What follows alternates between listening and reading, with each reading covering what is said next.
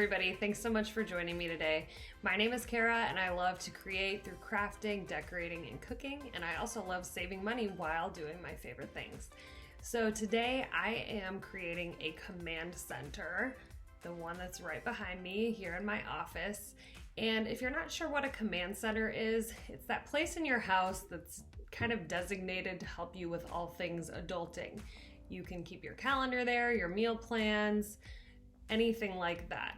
So for me in my command center, what was important was having a place for my calendar, a place for ingoing and outgoing mail, a place for gift cards and coupons, and then I also wanted to have some writing utensils that were designated for this space because those pens and pencils just seem to walk off in my house anyway. So a lot of times people put a command center in the kitchen or the entryway of their home, but that doesn't really work for me with the layout of my house. So I've decided to put mine in my office here. And in my office, I have a succulent theme. I have a couple fabric pieces that I made with a material that has a succulent print on it. So I'm gonna show you that because that was sort of my inspiration behind today's DIYs.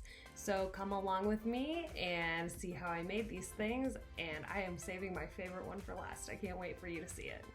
The first DIY was inspired by this pattern on this planter, and it reminded me of the shibori style tie-dye. So I have this bulletin board that I got from a thrift store, and I'm just taping off the frame with my blue painter's tape, and then to make that striped effect across the bottom, I'm taking my painter's tape and I am cutting it in half lengthwise. Now, I was not worried about getting perfect straight edges on this or anything like that because I want that sort of more whimsical look to having lines that aren't quite perfect on this.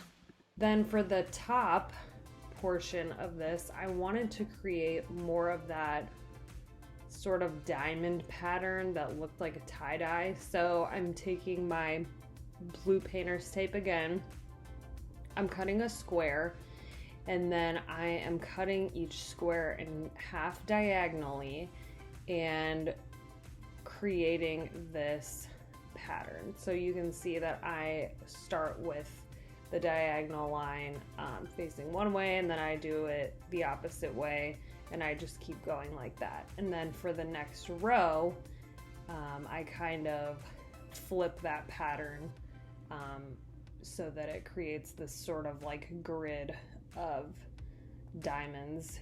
And then I'm just taking my Waverly chalk paint and I'm going over all of the places that are not taped with that. And it's hard to see on camera, but the cork board is, you know, like porous, so I didn't go over this with like a thick coat of paint. I wanted those sort of holes in the cork to be able to still stick out and show through, so I didn't worry about this being like super opaque.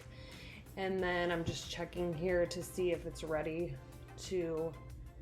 for the tape to be peeled off. And then the best part, the super satisfying part when you do any paint project, is taking off that blue tape and seeing the finished result. So here is how the completed bulletin board turned out. I love it. I just popped a calendar on there, and I'll talk a little bit more about that later. This next project, I am taking one of those signs from the Dollar Tree that looks like the arrow, and then some of those mini clothespins, and I'm just giving this a coat of a light gray paint. So I'm painting that wood arrow and then all of the clothespins, and then I'm taking some of the Waverly elephant chalk paint and just going around the edge of this to give it a little bit more dimension and kind of make it pop a little bit more. For this, I really needed a place to hang like coupons or little papers I feel like I just throw coupons like wherever and then I never end up using them, so I really just wanted a place that would make it visual for me so I'd remember about them. So then I'm just taking some hot glue. You could probably use wood glue too, or a mix of hot glue and wood glue, but I just used hot glue for this because I know everything I put on there is going to be very lightweight. So just using that to attach those little clothespins onto the arrow. And then I really was not a big fan of the jute twine hanger that came on this, and I wanted it to be able to just hang on its own. So I'm just drilling a hole in the middle here where I can hang it up on a nail. Here is that arrow all done, and I think it is the perfect place for me to hang coupons and small things like that so that I won't forget about them. Next up, I just have this small zipper binder that I wanted to use to keep all my gift cards in. I actually just got this from the travel agent from our honeymoon, so I'm just putting one of those Dollar Tree labels on a piece of scrapbook paper, gluing that on, and then I cut out this succulent pattern from the back of the calendar that I'm going to be using, and I stuck that on the front. So that's going to be a great place to keep all my gift cards. And I'm going to store that in one of these Dollar Tree wire baskets that I spray painted silver. This last one is my favorite project. We're making some of those geometric terrarium planters for succulents, and I just spray painted some Dollar Tree straws black. So I'm taking pipe cleaners, and I took two and kind of twisted them together, and then I took a third one, made a loop at the top, and twisted that in too. So I have this kind of like spidery looking thing with five pipe cleaners sticking out. So then I need to make each one of the pipe cleaners that's sticking out long enough to fit a full size straw on it. So I'm twisting another pipe cleaner on to extend it.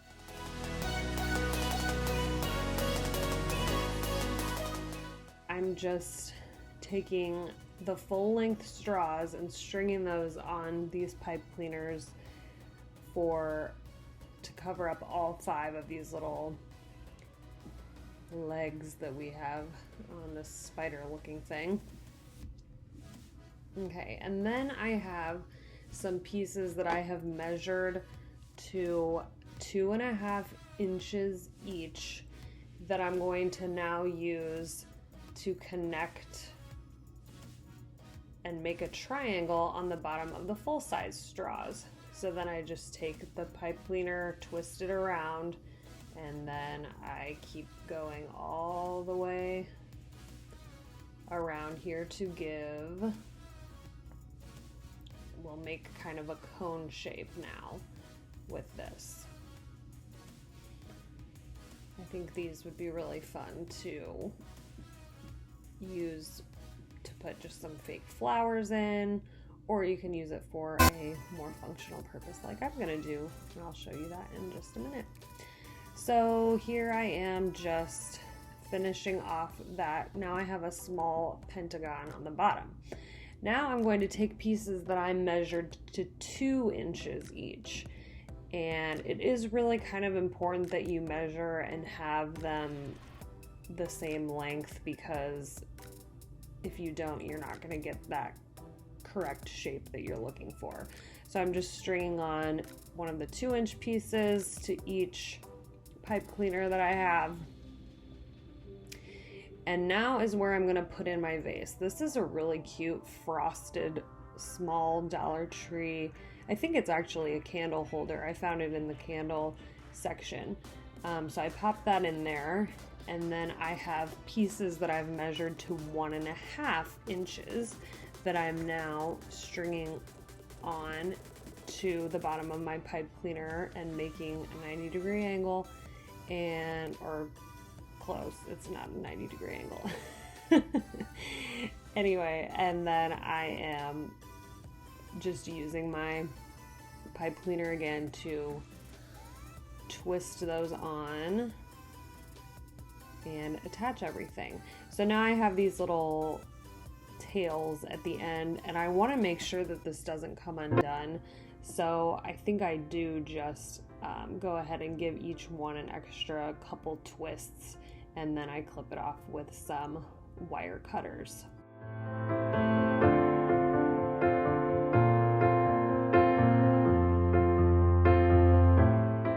So to put in my planters, I wanted some pens, because you know how if you keep a pen in your desk or in one certain place, they always kind of seem to get lost from that area.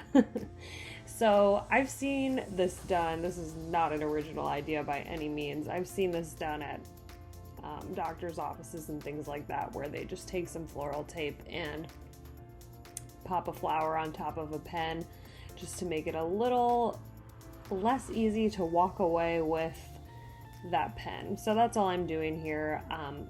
I've never used this floral tape before, and it's really not that sticky. It sticks to itself, but that's about it. So I just had to take some hot glue to cover up the end of my pen with some of this floral tape, and then I just wrap it around that Dollar Tree succulent pick. And Dollar Tree has right now these small potted succulents too, so I ended up finding 2 of those and then 2 of the succulent picks. And this is a tip: if you're ever going to be winding ribbon or tape like this around something, I don't know if you've ever had this problem, but it's like the tape or the ribbon or whatever you're using always just gets all twisted up, and then eventually you have to untangle everything. If you put it around something round, like here I just used my lint roller, it will just allow the tape to come off of the roll way more easily without getting all wound up. So that turned out great, and here is how they look together. There were a few items that I did not DIY, obviously, so I wanted to go through those really quick. My calendar, I got this at Big Lots, and I actually got it in the month of June. So the calendars were half off, maybe even more. I think I paid $2 or $3, but I bought it because of this succulent print that was on the front. And this is a tip for you: if you have calendars left over from previous years, or you just see cute ones that are on a good deal but you think you don't really need a calendar, I like to go ahead and scoop them up, because the pages on a calendar are generally 12 by 12 and they have really cute patterns, so it's almost like getting pieces of scrapbooking paper that you can use for crafting later. So if you enjoy crafting, that is one good tip for you. Up here I got this just at the Dollar Tree. It's one of those canvas images, and I thought it looked great with my theme. And then I purchased these 2 items at the Target dollar spot quite a while ago. They had these wire baskets, and I haven't really seen them since, but I think I paid $2 to $3. But if you couldn't find these, they have plenty more wire baskets like this at Dollar Tree that you could just spray paint on your own and create sort of something similar to this.